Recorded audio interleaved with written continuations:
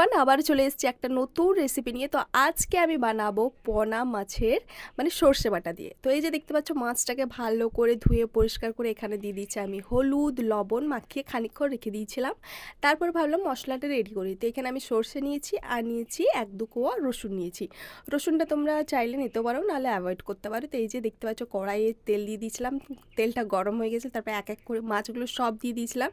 আর এই যে মাছটা আমার অলমোস্ট হয়ে গেছে, মানে অর্ধেক হয়েছে, অর্ধেকটা এখনও আছে। তো এই মাছগুলো ভালো করে ভেজে নেবো। আমি একটু ভালো করে খড়া করে ভেজেছিলাম, এই যে দেখতে পাচ্ছ। তারপর মাছটা এখানে ভাজা আমার হয়ে গেছে। তারপর কড়াই দিয়ে দেবো তেল, একটু জিরে আর শুকনো লঙ্কা। তারপর দিয়ে দেবো কুচানো পেঁয়াজ, এটা আমি আগেই রেখে নিয়েছিলাম কেটে। তারপরে দিয়ে দেবো এখানে টমেটো। টমেটো দেওয়ার পর লবণ, হলুদ আর দিয়ে দিয়েছিলাম লঙ্কা গুঁড়ো। তো ব্যাস, এটাকে ভালো করে মিক্স করে তারপর দিয়ে দিলাম সর্ষে বাটা, সর্ষেতে আর রসুনের বাটাটা। তারপরে দিয়ে দিয়েছিলাম জল, একটু নাড়াচাড়া করে। তারপর এই যে দেখতে পাচ্ছ ফুটে যাবে, দিয়ে তারপর দিয়ে দেবো মাছগুলো। তো মাছগুলো এখানে ফুটে গেছে, দিয়ে দিয়েছিলাম। তো তোমাদের কেমন লাগলো রান্নাটা আমাকে কমেন্ট করে জানিও। So tata, bye bye.